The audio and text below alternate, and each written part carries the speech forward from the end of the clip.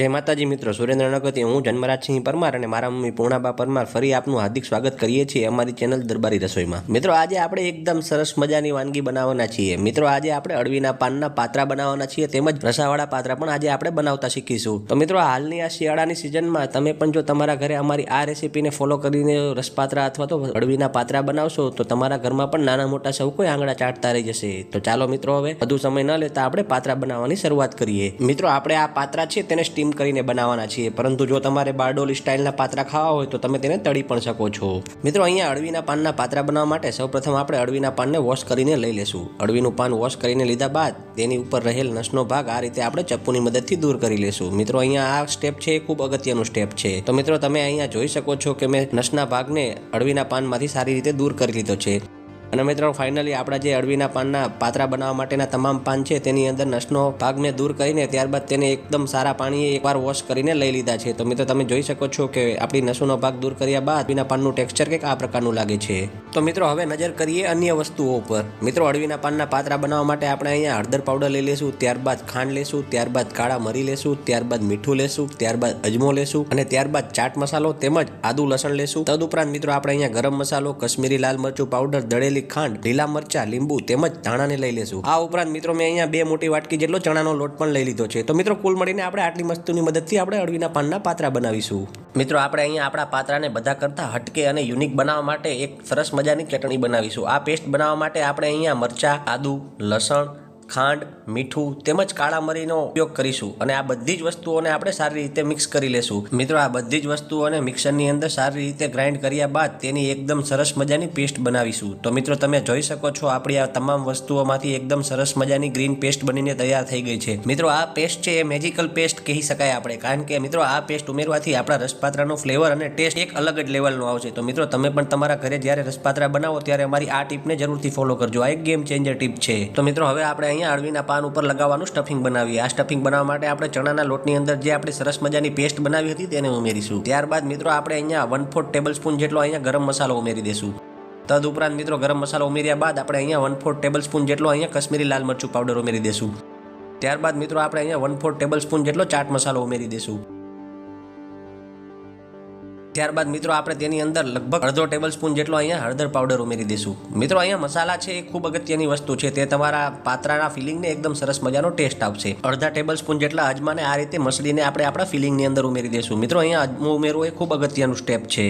અંતતઃ મિત્રો આપણે અહીંયા સ્વાદ અનુસાર મીઠું પણ ઉમેરી દઈશું। મિત્રો આ તમામ વસ્તુઓનું માપ છે એ વિડીયોમાં દર્શાવ્યા અનુસાર તમે ફોલો કરશો તો તમે પણ એકદમ સરસ મજાના ચટાકેદાર રસપાત્રા બનાવી શકશો। જો મિત્રો તમને અમારો આ વિડીયો પસંદ આવે તો વિડીયોને લાઇક, શેર અને ચેનલને સબસ્ક્રાઇબ કરવાનું ન ભૂલતા। તદુપરાંત સાથે સાથે બેલ આઇકનને પણ અચૂકથી પ્રેસ કરજો। તો મિત્રો હવે આપણે આ બધી જ વસ્તુઓને સારી રીતે મિક્સ કરીને તેની અંદર જરૂરિયાત મુજબ થોડું થોડું કરીને પાણી ઉમેરતા જઈશું અને તેનું એકદમ સરસ મજાનું એકદમ પરફેક્ટ થીક કન્સિસ્ટન્સી વાળું બેટર બનાવીશું। તો મિત્રો તમારે અહીંયા પાણી એક સામટું નથી ઉમેરવાનું, પણ જરૂરિયાત મુજબ ઉમેરવાનું છે। તો મિત્રો આપણી સ્લરી છે જે આપણે અળવીના પાન પર લગાવશું પાત્રા બનાવવા માટે એ બનીને તૈયાર છે। મિત્રો આ સ્લરી બનાવવા માટે મેં લગભગ અહીંયા 1 થી 1.25 કપ જેટલા પાણીનો ઉપયોગ કર્યો છે અને તેની કન્સિસ્ટન્સી તમે જુઓ તો કંઈક આ પ્રકારની લાગે છે। હવે મિત્રો આપણે આ સ્લરીની અંદર આપણે 1 વાટકી જેટલા અહીંયા લીલા ધાણા ઉમેરીશું। ત્યારબાદ તેની અંદર એક અડધા લીંબુનો રસ આપણે નીચોવી દેશું અને મિત્રો આ બધી જ વસ્તુઓને આપણે સારી રીતે મિક્સ કરી લેશું। મિત્રો આપણી આ સ્લરી છે પરફેક્ટલી તૈયાર થઈ જાય ત્યારબાદ આપણે તેને 2 અલગ અલગ મેથડથી આપણા અળવીના પાન પર લગાવીશું। સૌપ્રથમ મિત્રો આપણે અહીંયા સિંગલ લેયર મેથડનો ઉપયોગ કરીશું। મિત્રો આ મેથડની અંદર સિંગલ અળવીના પાન પર આ રીતે સ્લરીનું લેયર લગાવ્યા બાદ તેનો રોલ કરીને આપણે તેમાંથી પાત્રા બનાવીશું। તો મિત્રો તમે અહીંયા વિડીયોમાં જોઈ શકો છો આપણે ચણાના લોટની જે સ્લરી છે તેને સારી રીતે આપણે આ રીતે હાથની મદદથી આપણા પૂરેપૂરા અળવીના પાન ઉપર લગાવી દેવાની છે અને ત્યારબાદ આ રીતે પાનને સાઈડ બાય સાઈડ રોલ કરીને તેનું એકદમ સરસ મજાનું પોકેટ બનાવી લેવાનું છે।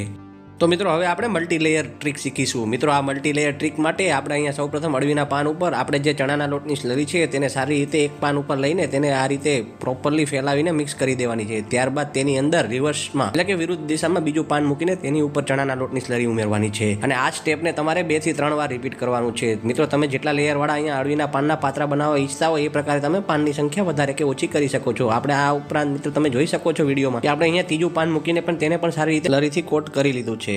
મિત્રો અહીંયા આપણે ચણાનું જે સ્લરીનું લેયર છે તેને વધારે પડતું થીક કે વધારે પડતું પાતળું નથી રાખવાનું, તેની કન્સિસ્ટન્સી કંઈક આ પ્રકારે રાખવાની છે। અને મિત્રો ત્યારબાદ આપણે આ રીતે પાનને ફોલ્ડ કરી લેવાના છે। તો મિત્રો તમે અહીંયા જોઈ શકો છો આપણા સરસ મજાના રસપાત્રા બનાવવા માટેના અળવીના પાન ફીલ થઈને તૈયાર થઈ ગયા છે। તો મિત્રો હવે આપણે તેને સ્ટીમરની અંદર મૂકીને તેને સારી રીતે સ્ટીમ કરી લઈએ। તો મિત્રો આ રીતે આપણે સ્ટીમરની અંદર પાણી ભરીને ત્યારબાદ તેની ઉપર રહેલી ટ્રેની અંદર આપણે જે અળવીના પાનના જે રોલ બનાવ્યા હતા તેને સારી રીતે મૂકી દેશું અને મિત્રો આપણે તે પ્રોપરલી સ્ટીમ થાય એ પ્રકારે આપણે તેને ગોઠવી દેશું। તો મિત્રો તમે અહીંયા જોઈ શકો છો આપણે અળવીના પાનને સારી રીતે સ્ટીમરમાં ગોઠવી દીધા છે। હવે મિત્રો આપણે ગેસ ચાલુ કરીને ત્યારબાદ તેની ઉપર આપણે આ સ્ટીમરને સ્ટીમ થવા માટે મૂકી દેશું। તો મિત્રો અંદાજે 3 થી 4 મિનિટ બાદ તમે અહીંયા જોઈ શકો છો કે આપણા જે પાત્રા બનાવવા માટેના જે અળવીના પાન મૂક્યા હતા સ્ટીમ થવા માટે તે પરફેક્ટલી કુક થઈ ગયા છે અને પરફેક્ટલી સ્ટીમ થઈ ગયા છે। અને તેના પાનનો કલર તમે જુઓ તો તેના પાનનો કલર ડાર્ક ગ્રીનિશ થઈ ગયો છે। અને ત્યારબાદ ચપ્પુની મદદથી આ રીતે ચેક કરીએ તો આપણું ચપ્પુ છે તે પાનની અંદર સારી રીતે પેનિટ્રેટ થઈ જાય છે, જે પરફેક્ટ ઇન્ડિકેશન છે કે આપણા પાત્રા છે એ પરફેક્ટલી સ્ટીમ અને કુક થઈ ગયા છે। તો મિત્રો હવે આપણા કુક થયેલા અળવીના પાનના રોલને લઈને તેના આ રીતે ચપ્પુની મદદથી યુનિફોર્મ શેપના રોલમાંથી નાના પીસીસ બનાવી લેશું। તો મિત્રો તમે અહીંયા જોઈ શકો છો એકદમ સરસ મજાના આપણા લેયર વાળા અળવીના પાત્રા છે તે સ્ટીમ થઈને પરફેક્ટલી તૈયાર થઈ ગયા છે। તો તમે જુઓ જોતા જ મોંમાં પાણી આવી જાય તેવું, તેમજ બહારથી જોતા તેનો એકદમ સરસ મજાનો અપિયરન્સ આવે છે અને તેની અંદર પરફેક્ટલી આપણા જે પાનના રોલ છે તે પણ દેખાઈ રહ્યા છે। તો મિત્રો હવે આપણે અહીંયા પાત્રા બનાવવાની અંતિમ વિધિ એટલે કે વઘાર કરવાની શરૂઆત કરીએ। મિત્રો અહીંયા વઘાર કરવા માટે સૌપ્રથમ આપણે